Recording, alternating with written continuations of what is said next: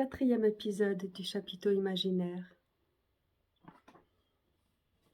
Il était une fois une souris toute petite, toute grise, avec de longues moustaches, qui portait un éléphant sur son dos. D'habitude, il est bien connu que les souris ont très peur des éléphants, mais celle-ci était une souris bien particulière et très courageuse.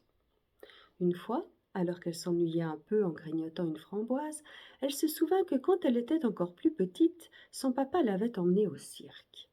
Elle en avait rêvé pendant de nombreux jours. Elle se décida d'un coup.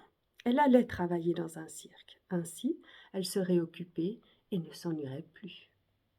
Elle marcha longtemps, eut l'impression de se perdre plusieurs fois puisqu'elle ne savait pas où elle allait, mais ne se décourageait pas. Un jour, endormie sur une racine, elle fut réveillée par un terrible tonnerre. C'était Pompette, un énorme éléphant épouvantablement enrhumé. Elle lui demanda pourquoi il était si malade, et Pompette lui dit qu'il travaillait trop et qu'il fallait vraiment qu'il se repose. Elle lui demanda où il travaillait, et Pompette répondit que c'était dans un cirque qui s'appelait le chapiteau imaginaire. Petite souris fut très heureuse. Enfin, elle avait trouvé. Elle proposa donc à l'éléphant de monter sur son dos, puisqu'il était très fatigué, et de lui montrer le chemin. Pompette ne se le fit pas dire deux fois, et grimpa allègrement sur Sourisette, qui se mit à trottiner. Un peu essoufflée, elle fut contente de voir au loin une grande tente de toutes les couleurs, avec un chapeau argenté tout brillant. Arrivée devant l'entrée, Pompette descendit un peu ragaillardie et fut tout content de faire découvrir à Sourisette les merveilles du chapiteau. Elle ouvrit toute grande ses mirettes. Tout le monde répétait son spectacle, car il y avait une représentation très importante ce soir-là, lui expliqua Pompette. C'est pourquoi il était si désespéré d'être malade, car lui aussi devait se produire sur un numéro qu'il avait beaucoup répété. Sourisette lui demanda ce qu'il devait faire, et il lui désigna de sa trompe une gerbe d'abeilles. Il lui expliqua que son rôle était de cueillir des fleurs multicolores afin d'en faire un magnifique bouquet que les abeilles butinaient. Une fois le butinage terminé, elle se positionnait en forme de cœur autour de sa tête et relâchait le pollen qui se transformait en particules dorées. Est-ce que Sourisette se rendait compte maintenant à quel point Pompette était embêtée d'être enrhumée? Le moindre atchoum serait une véritable catastrophe.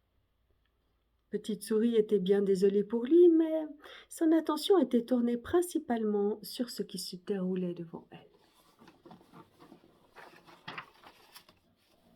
Des perroquets multicolores s'agitaient, des chevaux cabriolaient, des clowns s'esclaffaient, toute une joyeuse troupe pailletée et virevoltante, gaie et fanfaronne. Sourisette, la dame, s'interrompit d'un coup dans sa lecture. Petit Jean aimait beaucoup cette histoire. Au début, il était un peu gêné parce que d'habitude, c'était maman qui lui lisait un conte avant qu'il ne s'endorme le soir. Il fermait les yeux, se berçait à sa voix douce, ou il regardait ses mains tourner les pages, avait envie que cela ne s'arrête jamais, et craignait le moment où elle dirait « Voilà !» en claquant doucement le livre pour le refermer.